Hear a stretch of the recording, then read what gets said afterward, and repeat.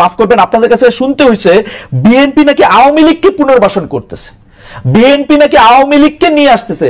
আওয়ামী লীগ দিয়া বিএনপির নেতারা যেভাবে ক্ষতিগ্রস্ত হয়েছে তার 100 ভাগের একবার বাংলাদেশে কেউ হয় নাই। এরপরও বিএনপি কেমনি শত্রু হইল এনসিপির, এইটার কারণটা কি? মানে বিএনপি কে ক্ষমতা থেকে ঠেকানোটা কেন এত জরুরি হয়ে পড়লো?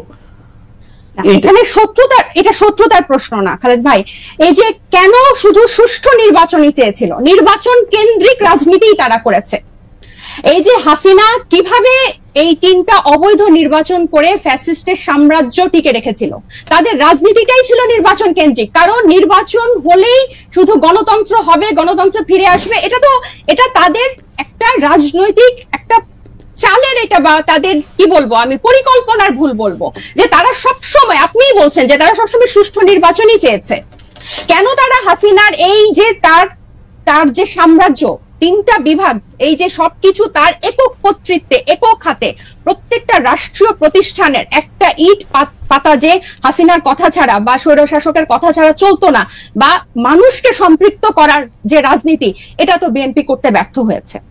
এবং জনগণের কথা না বলে, জনগণ এই যে এখনো তারা যে 31 দফা বলে বলে যেসব গণভোট অসম্ভব বলছে, যেসবে আমরা জনগণকে সম্পৃক্ত করতে চাচ্ছি, বিএনপি আবার সেসব জায়গায় জনগণকে দূরে ঠেলে দিয়ে আবার নির্বাচনের কথা বলছে। এখানে কিন্তু আপনি দেখেন তারা কিন্তু আবার জনগণকে নিজেদের থেকে দূরে সরাচ্ছে। জনগণ কিন্তু তাদেরকে চাচ্ছে, এবং তারা একটা প্রতিষ্ঠিত রাজনৈতিক দল, তারা নির্যাতিত রাজনৈতিক দল। আপনি নিজেই বলছেন যে তারা সব সময় সুষ্ঠু নির্বাচন চেয়েছে।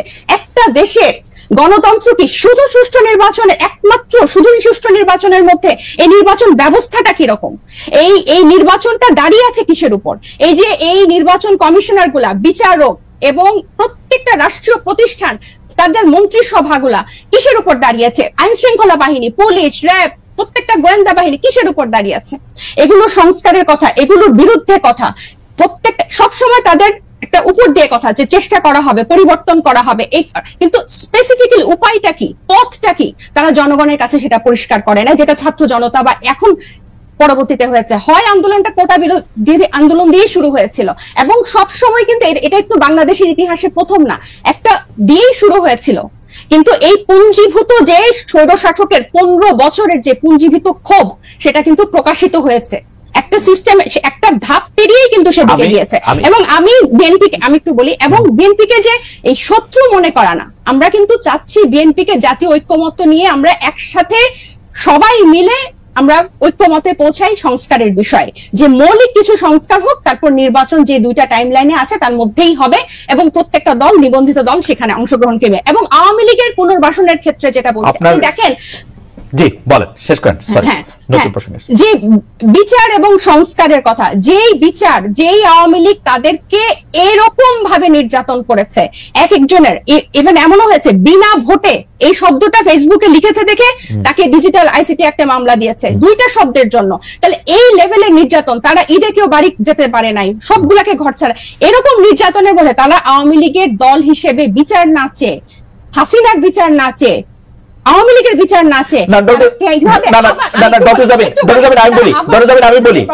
আমি বলি, আমরা দুইজন, মানে আপনি আর আমি কি 2টা আলাদা দুনিয়াতে বাস করি? মানে আপনি যে এই শব্দটা বলতেছেন যে তারা হাসিনার বিচার না চেয়ে, আমি তো দেখতেছি বিএনপির নেতৃবৃন্দ প্রতিটা ভাষণে, মানে তারেক রহমান থেকে ফখরুল ইসলাম আলমগীর, প্রতিটা ভাষণে হাসিনার বিচার চাইতে থাকেন। গত 15 বছর চেয়েছেন, এখনো চান।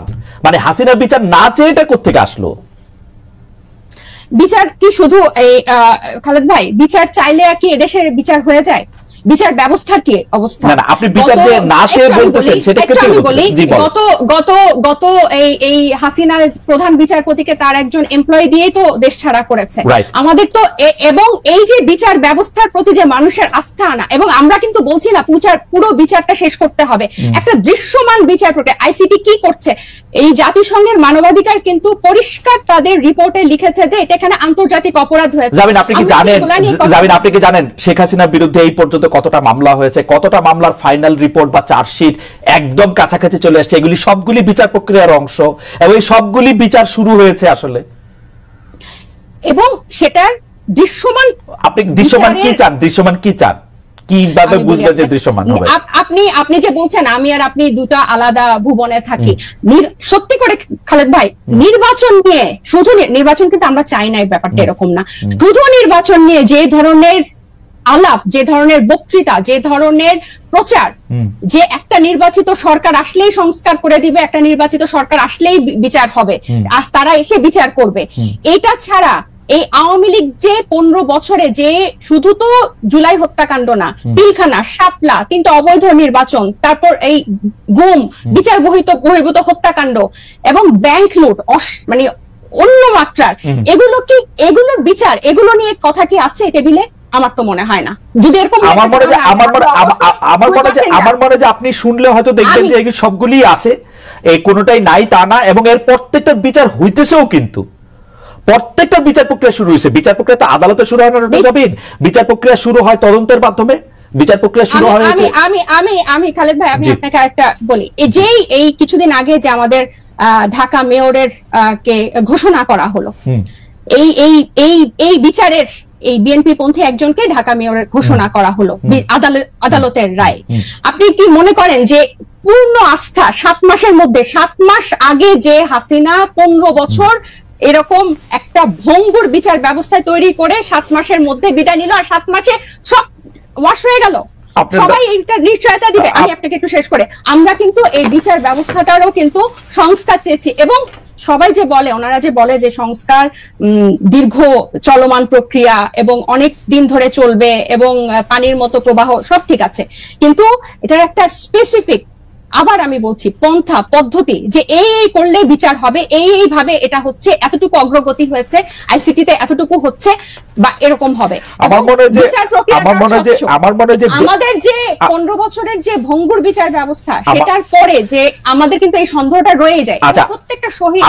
আমি একটু দুটা বিষয় আপনাকে একটু বলে আমি একটু মনে আপনার কাছে, আমার মনে হয় যে আপনারা এনসিপির পক্ষ থেকে যেখানে আইসিটি ট্রায়াল হচ্ছে এবং শেখ হাসিনার অন্যান্য সহযোগীদের বিরুদ্ধে যেসব মামলা হয়েছে, সেই মামলাগুলির আপনারা খোঁজ নিতে পারেন। আমি দায়িত্ব নিয়ে বলতে পারি, বর্তমানে যিনি প্রধান বিচারপতি রয়েছেন সৈয়দ রেফাত আহমেদ, তার সময় বাংলাদেশের বিচার ব্যবস্থায় আসলে আমূল পরিবর্তন করা হয়েছে। যেখানে আসলে তারেক সাহেবের মামলা দেওয়া হয়েছে, সেই তারেক সাহেবের মামলা রায় যেখানে দেওয়া হয়েছে, সেখানে নতুন বিচারক এসেছেন, এবং বাংলাদেশের প্রত্যেকটা জায়গায় আসলে সিটিং জজগুলি নতুন নিয়োগ দেওয়া হয়েছে, এগুলি পুরনো কেউ নাই। এটা আপনারা খোঁজ নিলে নিশ্চয়ই আপনারা জানবেন।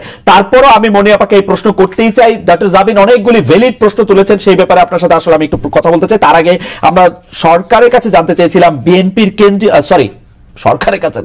দর্শকদের কাছে, বিএনপির কেন্দ্রীয় নেতৃত্বের নিয়ন্ত্রণ স্থানীয় পর্যায়ে নাই দাবি করেছে জাতীয় নাগরিক পার্টি। বিএনপির কেন্দ্রীয় নেতৃত্বের নিয়ন্ত্রণ স্থানীয় পর্যায়ে নাই, এই দাবি হচ্ছে জাতীয় নাগরিক পার্টির। দর্শকদের কাছে প্রশ্ন, এনসিপির এমন বিবৃতি সঠিক বলে মনে করেন কিনা? শতকরা 87% দর্শক এই বক্তব্যের সাথে একমত পোষণ করছেন, শতকরা 13% দর্শক একমত হন নাই। 64,000 দর্শক, আমি যখন এই প্রিন্ট আউটটি নিয়েছি তখন 64,000 দর্শক ভোট দিয়েছিলেন, এখন তার চেয়ে অনেক বেশি ভোট দিয়েছেন। মনে পাবে যে প্রশ্ন করতে চাই, সেই প্রশ্নটি হচ্ছে অনেকটা এরকম, যে আমরা দেখেছি যে জনাব তারেক রহমানের সকল মামলা তুলে নেওয়া হয়েছে, এবং ইন অ্যাবসেন্সিয়া আমরা দেখেছি যে এই মেয়র ইশাকের কথা বলা হয়েছে, আমরা দেখেছি এই সরকার ইভেন ডক্টর ইউনূস ক্ষমতা নেওয়ার আগেই বেগম জিয়ার সকল মামলা তুলে নেওয়া হয়েছে। সেটি যৌক্তিক বা অযৌক্তিক সেই জায়গায় আমি আসতেছি না।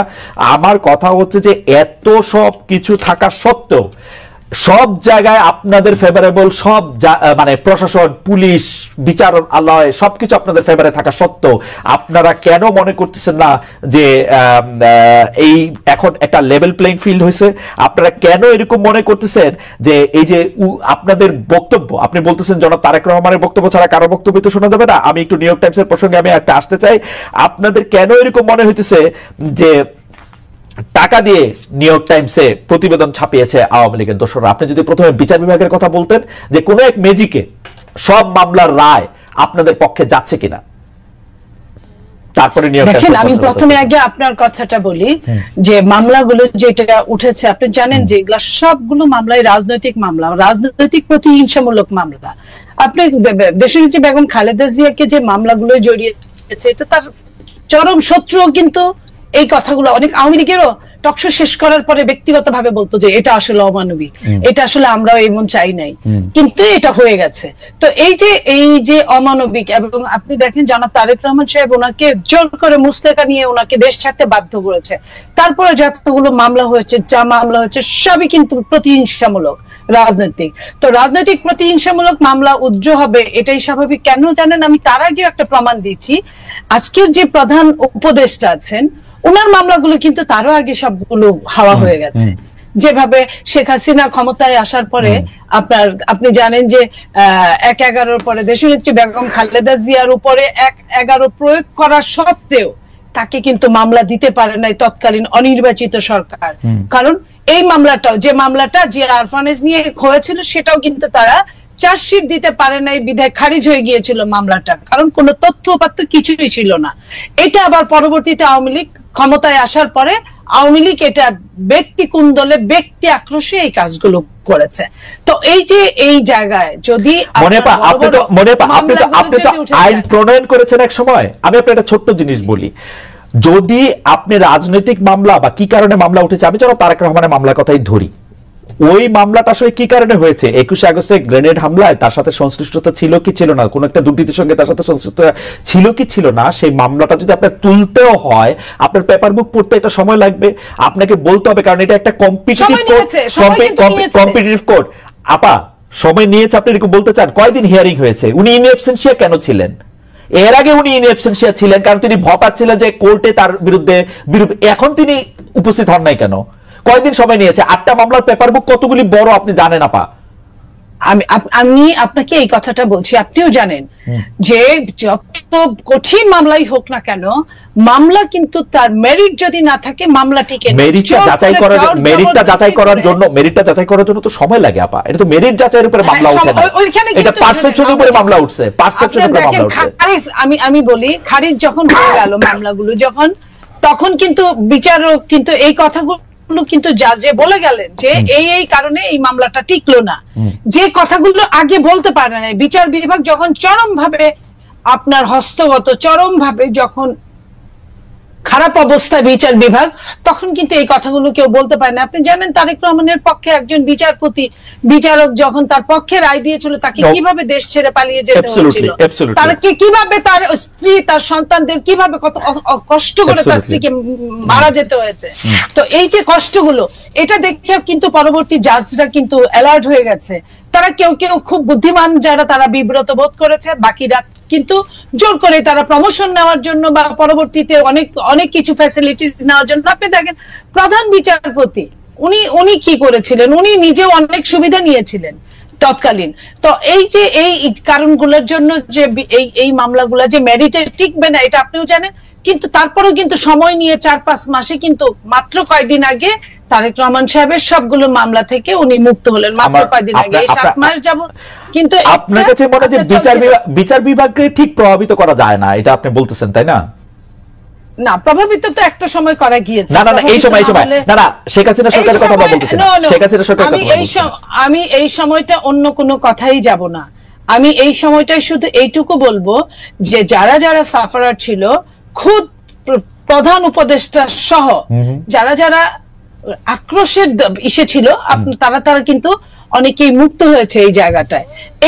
তার মানে যে সম্পূর্ণ প্রভাব মুক্ত বিচার বিভাগ, এটা তার মানে হচ্ছে যে যখন ডক্টর ইউনূসকে মামলা মুক্ত করে তখন ওনারা হচ্ছে প্রভাবযুক্ত, আর যখন আপনাদেরকে ছেড়ে দেয় তখন হচ্ছে প্রভাব মুক্ত, তাই তো? নো, আমি বলেছি ওনারটা যখন হয়েছে একই ক্রাইটেরিয়ার মধ্যে যদি আরগুলা পড়ে বা তার চেয়েও হালকা ক্রাইটেরিয়া যদি পড়ে, তাহলে কিন্তু অটো ওগুলো কিন্তু বানচাল হয়ে যাওয়ার কথা। আমি এই কথাটাই বলেছি। আমি তার মানে বলি নাই যে প্রভাব মুক্ত হলে কিন্তু ওনারও সময় নিত, ওনারও মিনিমাম 7 মাস সময় নিত। ওনার কিন্তু 7 মাস সময় নেয় নাই খালেদ ভাই, এটা আপনি একটু খেয়াল করেন। আমি একটু জামিনের কয়েকটা প্রশ্নের উত্তর দিতে চাই, আপনি যদি একটু সময় দেন। সেটা হলো, জামিন প্রথমেই বলছে যে তারা ফেসিবাদের জন্য, বিলোপের জন্য মাঠে নেমেছিল। যদিও আপনি প্রতিবাদ করেছেন, আমি এটা আবারও বললাম, ওনারা 3 তারিখ 4 তারিখের আগ পর্যন্ত কোটার জন্যই ছিল। চাকরির জন্যই তাদের আন্দোলন ছিল, তাদের আন্দোলন এখন সরিষার মধ্যে ভূত রাখার জন্য যদি ভূত থাকে সেটা তারা জানবে, এটা অন্য কেউ জানার কথা না। কারণ তাদের যারা যুদ্ধ করেছে, যে কয়েকজনের নাম আমরা দেখি সামনে, তাদের ম্যাক্সিমামই কিন্তু ছাত্রলীগ করতো সেই মুহূর্তে। তো সেই মুহূর্তে ছাত্রলীগ করতে বাংলাদেশের সবার জন্য এটা ভালো হলেও আওয়ামী লীগের ঘর থেকে আসার পরে এটাকে এক ধরনের মুনাফিকি বলে, অন্য কিছু বলে না। তাদের জন্য আমি সবার জন্য এই কথাটা বললাম। আমার লাভ হয়েছে, দেশের লাভ হয়েছে, আমি অস্বীকার করব না, কিন্তু এই লাভের জন্য ওরা তো তবু 1-1.5 বছরের একটা প্ল্যান করে 1-1.5 মাসের মধ্যে থেকে এটা এক্সিকিউশন করে, সেটা কোটা দিয়েই পারুক আর যাই দিয়ে পারুক, ওরা তো এটা এক্সিকিউশন করে দেখাইছে। আমরা কি সেদিন মাঠে ছিলাম না? আপনারা মাঠে ছিলেন, কিন্তু আপনারা মাঠে মরেন নাই, মরছে ওনারাই। আমি কে বলেছে আমাদের লোক বেশি মরেছে? ছাত্ররা আপনারা দাবি করেন, সেটা আপনারা দাবি করেন, আপনারা দাবি করেন।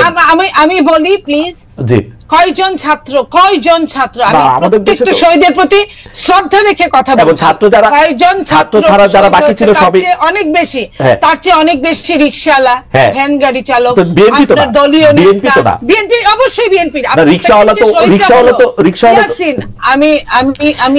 তো বৈষম্য বিরোধীর কথা শুই নাই আসছে, বিএনপির কথা শুনে তো আসে না। কোন বৈষম্য বিরোধী না। শোনেন, যখন আপনি মানবতার জন্য 28 অক্টোবরে তো বাংলাদেশের মানুষ রিকশা চালাইতো, 28 অক্টোবরে তো বাংলাদেশের মানুষ রিকশা চালাইতো, তারা তো আসে নাই। আমি আপনাকে এটাই বলি, এই জন্যই তো মুনাফেক হতে হয়েছে। আমি এখন ওদের পক্ষেই কথা বলছি, কারণ ওরা যদি বিএনপি হয়ে নামতো, ওদের কিন্তু অনেকেই কিন্তু বিএনপি সন্তান, বড় বড় নেতা উপদেষ্টারাও কিন্তু বিএনপি সন্তান। ওরা যদি ওই বিএনপি হয়ে নামতো তাহলে কিন্তু ওদের অবস্থা 14 শিকের মধ্যেই হতো, ওরা নামতে পারতো না। ওদের অনেক রকম প্ল্যান করে, অনেক রকম ভাবে ঘুরে ঘুরে এই কাজগুলো করতে হয়েছে। তো এই কাজগুলো করতে গিয়ে হয়েছে কি, ওরা নিজেদের মধ্যে হারায় গেছে। এই যে মানে মুনাফিকি চরিত্র। একটু ছোট করে বলি যে আপা, যখন এটা প্রকাশ পাওয়া গেল, এই সরকার কিন্তু, আমি যত কথাই বলি, 25 জুলাই মানে শেখ হাসিনা সরকার কিন্তু 25-26 জুলাই কিন্তু বুঝে ফেলছে যে এই ছাত্রদের আসলে মূল উদ্দেশ্য কি। যখন মূল উদ্দেশ্য কি, যখন তাকে বুঝে ফেলে, তখন যাদের ক্র্যাকডাউন করতে চাইছে, ওরা তো মাঠে দাঁড়ায় ছিল আপা, চলে তো যায় নাই। আমরা কিন্তু এই জুলাই আগস্টের আগে বিএনপি কে অসংখ্য বার জিনিসটা কাছাকাছি চলে আসতে দেখছি। আমি আপনাকে বলি, ওরা কিন্তু অনেকেই চলে গেছিল, অনেকেই হাত তুলে ফেলছিল, অনেকেই মুসলেকা দিয়েছিল।